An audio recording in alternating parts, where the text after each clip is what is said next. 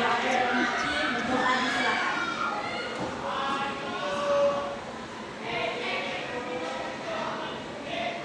Doa selesai. Baca 30 ya. Bismillah.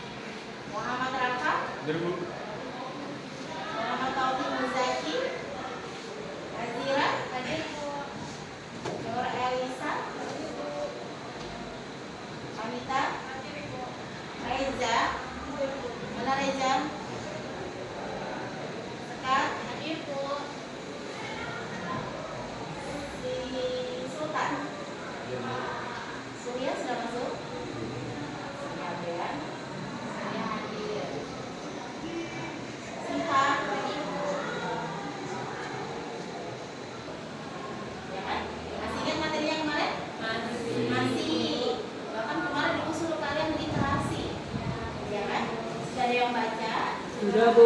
Coba Ibu mau lihat siapa yang sudah baca. Sudah ada yang menulis poin pentingnya? Sudah, Bu. Sudah. Sekarang di bawah. Ada? Ada. Coba si Mirza. Di depan. Coba baca dulu hasilnya.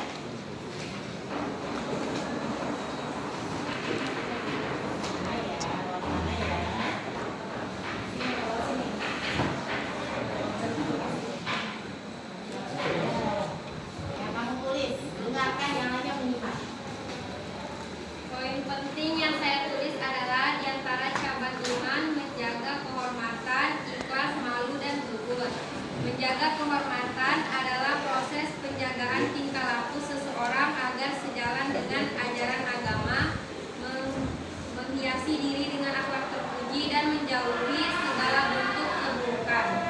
Ikhlas dan menutup diri dari hal-hal yang akan mendatangkan aib atau keburukan pada dirinya. Sifat malu sebagai cabang iman seseorang dapat tergerak melakukan kebaikan dan menghindari keburukan. Zuhud meninggalkan dari kesenangan dunia untuk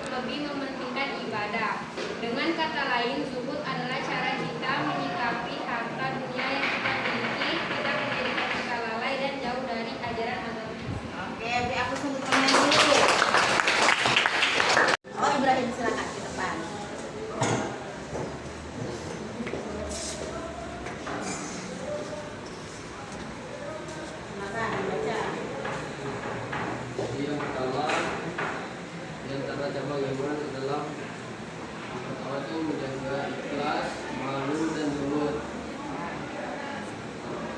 Menjaga ikhlas yang pertama adalah beribadah karena Allah bukan karena selainnya. Terus yang kedua malu, ialah seseorang yang mampu menahan dan menutup diri dari hal-hal yang akan dapat mendatangkan aib atau keburukan pada dirinya. Sifat malu sebagai cabang iman merupakan seseorang cepat bergerak melakukan kebaikan dan menghindari keburukan. Terus yang terakhir zuhud, meninggalkan dari kesenangan dunia untuk lebih mementingkan ibadah. Dengan kata lain, zuhud adalah cara kita menyikapi harta dunia yang kita miliki, tidak menjadikan kita lalai dan jauh dari ajaran agama Islam. Tapi aku untuk Ibrahim dulu. Oke. Yang sebelah sini, siapa yang siap membacakan hasilnya? Kita sudah di sebelah sini ya. 7. Sekarang yang di tengah. Siapa? Virus ya? Silakan Virus ke depan. Titik yang saya dapatkan dari pengalaman dunia di antara cabang iman adalah menjaga kehormatan, ikhlas, malu dan zuhud.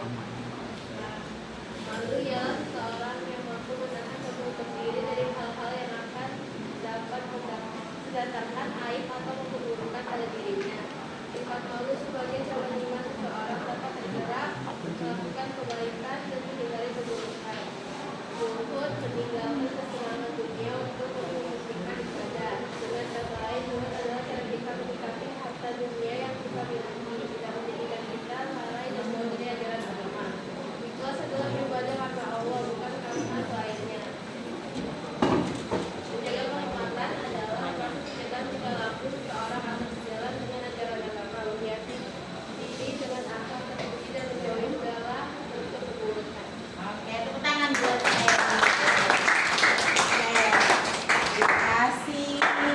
Jadi benar ya apa yang dibuat temannya tadi itu yang sedang kalian rangkum, bahkan menulis poin penting. Karena di sini menjelaskan pengertian cabang iman, ya kan? Apa kemarin iman? Ada yang masih ingat apa itu iman? Percaya, yakin, ya. Terus dengan iman kita bisa menjaga kehormatan, ikhlas, malu dan zuhud. Tadi temannya sudah menjelaskan isi dari materi yang kalian literasikan. Terus menjelaskan dasar nakli. Nah, ada hadis atau Al-Quran tentang cabang iman. Dijelaskan dalam Quran apa? Quran surah apa? Ya, surah Al-A'raf ayat 27 sampai ayat 29. Masya Allah. Ayat 27 sampai 29 yang menjelaskan tentang keimanan. Di situ ada menjaga kehormatan seperti apa, ikhlas seperti apa, malu dan zuhud. Ya, oke. Ibu kasih apresiasi buat kalian sudah mengerjakan tugas dengan baik, terus membuat rangkuman, ya, tentang literasi yang kalian baca. Terus jangan lupa kalian harus membiasakan ini sikap dalam kehidupan sehari-hari. Entah kalian sudah mengetahuinya berarti harus bisa mengaplikasikannya. Bukan cuma dibaca aja, tapi harus diamalkan dalam kehidupan kalian. Sekarang ibu tanya, bagaimana cara kalian menjaga kehormatan? Bagaimana caranya kalian menjaga kehormatan nih supaya menjaga kehormatan kalian? Bagaimana caranya?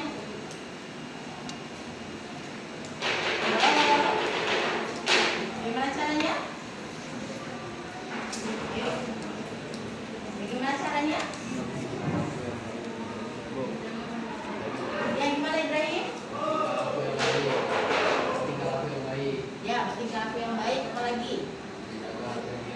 Menjaga harga diri. Nah, itu salah satunya supaya kita bagaimana cara menjaga kehormatan. Kehormatan itu diri kita sendiri dan orang lain, yaitu orang tua kalian. Terus bagaimana contohnya? Cara mencerminkan itu sikap menjaga kehormatan dalam kehidupan sehari-hari. Tidak melawan orang tua, berarti tidak boleh menggunakan kata-kata yang kasar, tapi menggunakan kata-kata yang baik. Walaupun di hati ini masih ada rasa kayak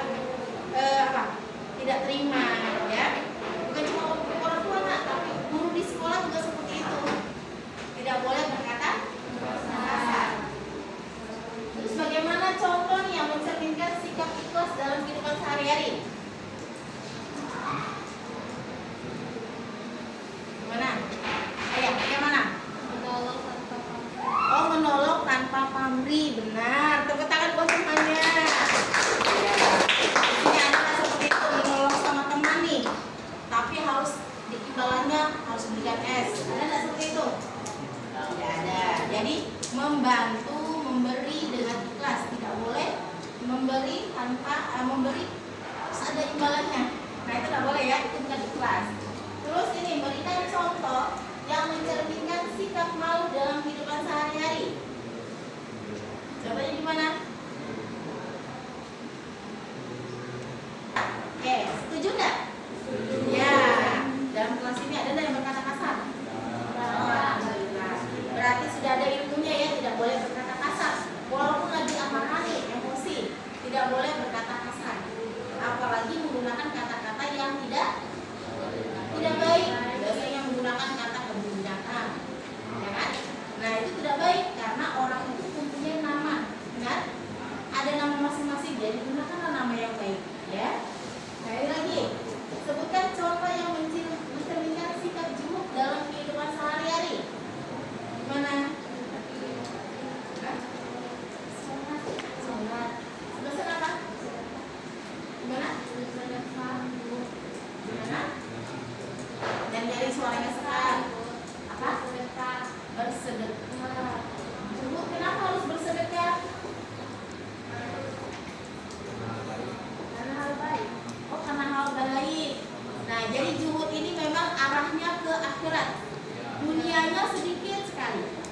Nah, bahkan kalau kita mau selamat, kita harus seimbang antara dunia dengan akhirat. Jadi dia dapat rezeki nih, dia sedekahkan. Ya kan berarti seimbang dunianya kan?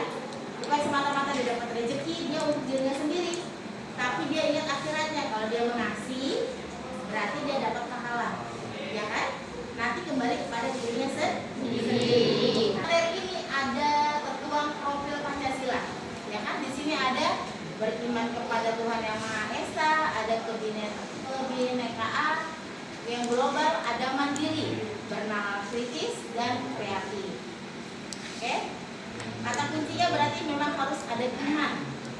Kalau ada iman, insya Allah semuanya akan terpenuhi. Ada ikhlas, ada juhud, bahkan ada rasa malu. Ya. Sekarang di sini ibu tanya, silakan dijawab ya. Perlu mengikuti pelajaran? Iya. Ada yang tidak ibu dengar? Iya atau tidak? Iya. Berarti poinnya berapa? 1, 2 atau 4? 4. Oke. Saya menutup aurat dimanapun berada. Iya.